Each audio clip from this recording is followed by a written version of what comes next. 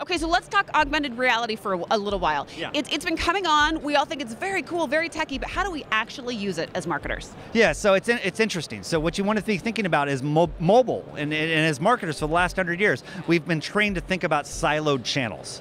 So we're going to market through print, we're going to market in store, we're going to market through media, email, we're going to market online. But when you actually look at mobile, mobile's actually anywhere from 10 to 13 channels, depending on how you want to look at it. You have the messaging channels, the browsing channels, the proximity channels, you have the apps channels, etc.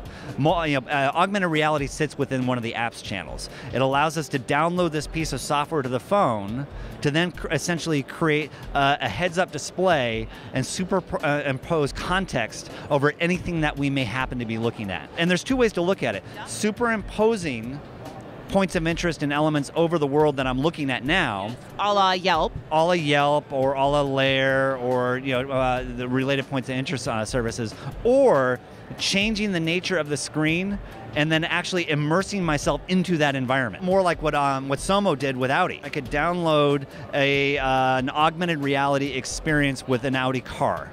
Right, and so I could be looking at the device, and specifically an iPad example, and I could play around with it. I could paint the car.